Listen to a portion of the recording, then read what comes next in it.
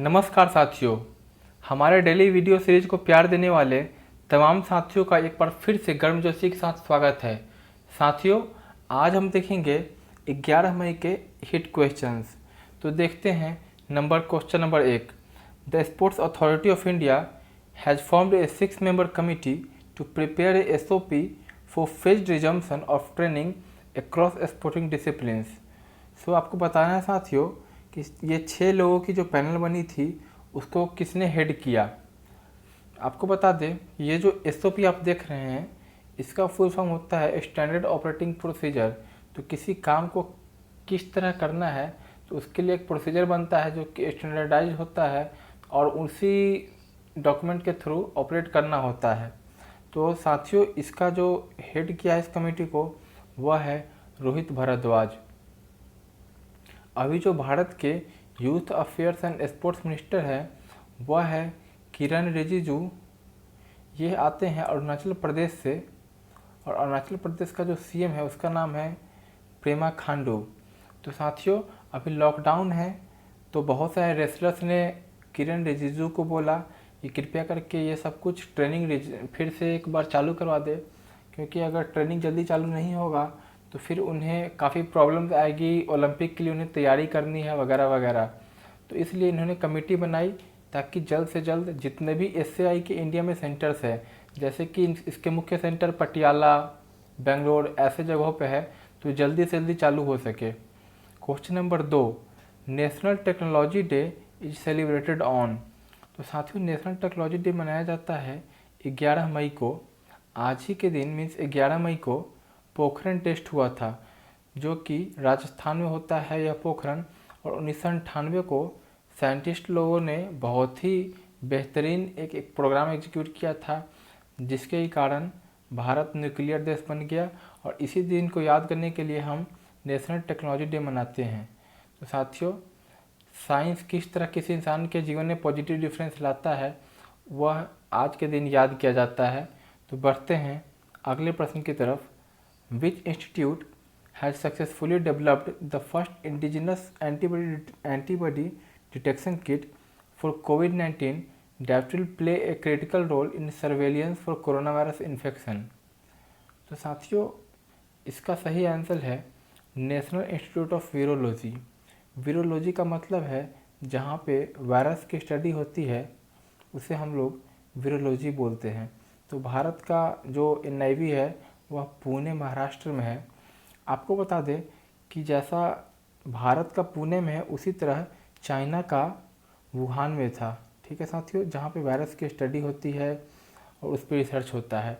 और अमेरिका का जो है, आपको मैंने कल बताया था कि इसका नाम BIO है, बायोटेक्नोलॉजी इनोवेशन ऑर्गेनाइजेशन, और यह है वाशिंगटन DC में। बढ़ते हैं अपने अगले प्रश्न की तरफ। International energy agency IEA has released A report namely global energy review 2020 recently. तो आपको बताना है दोस्तों कि IEA इंटरनेशनल एनर्जी एजेंसी का हेडक्वार्टर कहाँ पे है। इसका हेडक्वार्टर है पेरिस में, जो कि फ्रांस के अंदर आता है।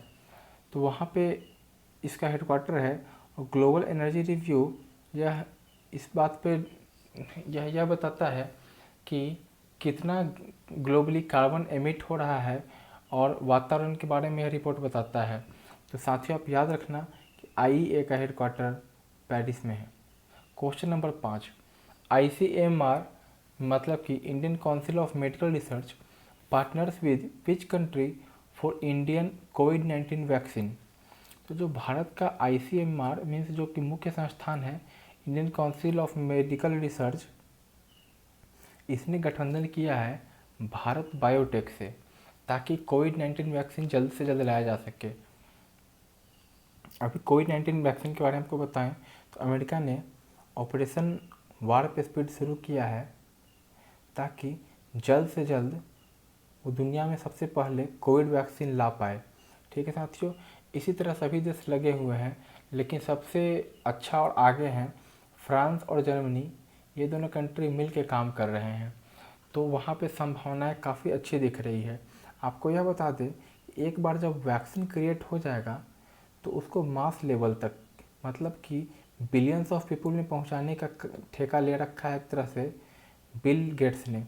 बिल गेट्स जो कि माइक्रोसॉफ्ट के फाउंडर हैं, फर्स्ट फाउंडर, उन्होंने अभी से ही प्री एज्यूम कर लिया कि जब ऐसा वैक्सीन मानिए मार्केट में आ जाता है तो होता यह है कि जैसे 2009 में H1N1 वैक्सीन आया था, तो जो बड़े बड़े देश होते हैं वह वैक्सीन का होर्डिंग करते लेते हैं। तो बिल गेट्स ने, बिल एंड मेलिंडा गेट्स जो फाउंडेशन है, इन्होंने पहले से ही मैन्युफैक्चरिंग कैपेसिटी तैयार कर ली है कि जैसे ही वैक्सीन आए उसको ये लोग रेप्लिकेट करे, उसको बड़े स्केल पे ले जाए, टेस्टिंग करे और बिलियंस ऑफ लोगों के में पहुंचा दे। ऐसे अगर 7 वैक्सीन के ऊपर लगातार मैन्युफैक्चरिंग कैपेसिटी बिल गेट्स ने अभी से ही बना कर रख ली है।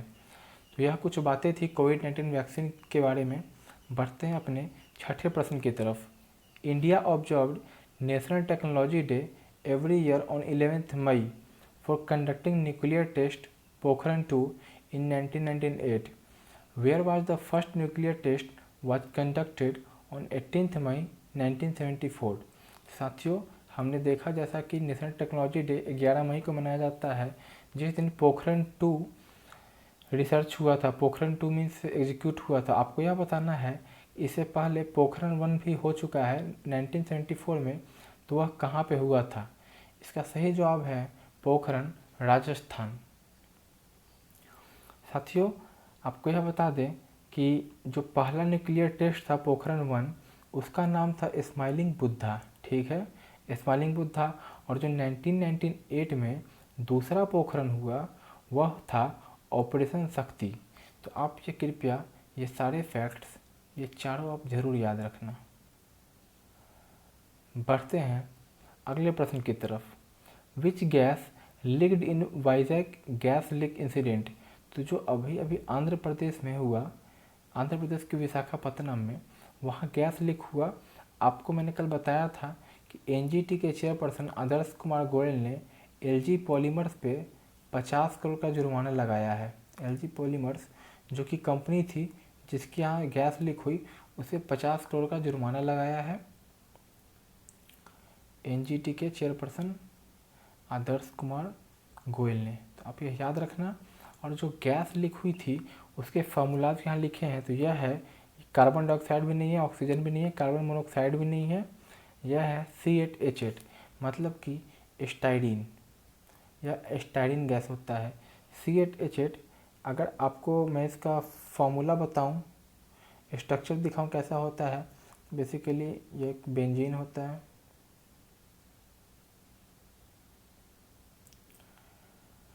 तो यही है, इसको इथाइलिन बेंजीन ही बोलते हैं, इथाइलिन। तो बेसिकली आप याद रखना कि यह स्टाइरिन इसको बोलते हैं, इतना ही काफ़ी है।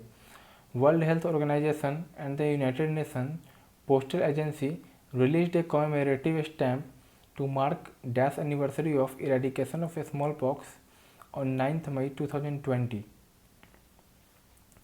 तो इरेडिकेशन ऑफ स्मॉल पॉक्स का कौन सा एनिवर्सरी मनाया गया?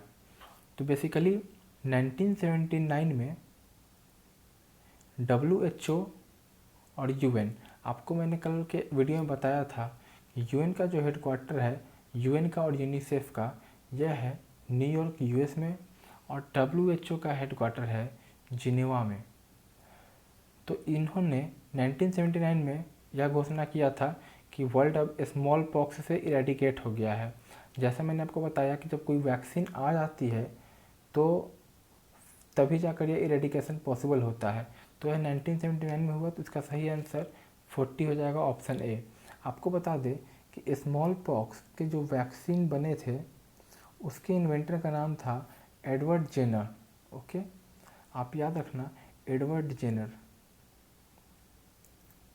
इन्होंने ही इसे सर्च किया था।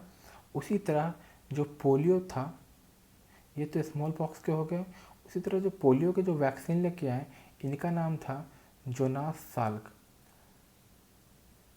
हम लोग बेसिकली इनको याद नहीं रखते हैं, बट ये वही लोग हैं जो हमारे जीवन को बचाते हैं। जैसे कि इन सारे लोगों के मूर्तियाँ या स्मारक हर एक देश में लगा है, बट आप भारत में कहीं एडवर्ड जेनर या जोनास साल्क ऐसे लोगों का मूर्ति वगैरह नहीं देखेंगे, खैर ये अलग बात है। उसी तरह जोनास साल्क जो हैं वो HIV के वैक्सीन पे भी काम कर रहे थे, बट इनकी मृत्यु हो गई। तो एडवर्ड जेनर है, इन्होंने ही इनोकुलेशन का भी आविष्कार किया है कि मीन्स किस तरह किसी के बॉडी में कोई चीज़ इनोकुलेट करते हैं। तो ठीक है, इसका आंसर हो जाएगा ऑप्शन ए। बढ़ते हैं 9th क्वेश्चन की तरफ। Eminent dash Harishankar Vasudevan has passed away recently. तो साथियों को बताना है कि हरिशंकर वासुदेवन का संबंध किस क्षेत्र से था। तो यह थे हिस्टोरियन, ऑप्शन डी। यह प्रख्यात इतिहासकार थे हमारे हरिशंकर वासुदेवन। तो आप इसे याद रखना। Question number 10, India launched mission dash as part of the government's outreach initiative towards 5 island nations in the Indian Ocean amidst the ongoing कोविड-19 पैंडेमिक। आपको पता है कि भारत सरकार बहुत सारे योजनाएं चालू कर रखी है, जैसे कि वंदे भारत मिशन हो गया, ऑपरेशन समुद्र सेतु। इसी क्रम में एक और मिशन लॉन्च किया गया है जिसका कि नाम है ऑपरेशन सागर। इसमें यह 5 आइलैंड्स के पास जो फंसे हुए लोग हैं उनको लाने की मुहिम इसमें छेड़ी गई है। बढ़ते हैं। तो आज का हमारा कंटेंट इतना ही था। तो सी यू सून साथियों। कोई भी फीडबैक हो कृपया @lightmode.in पे ज़रूर भेजें। ठीक है, सो बाय बाय।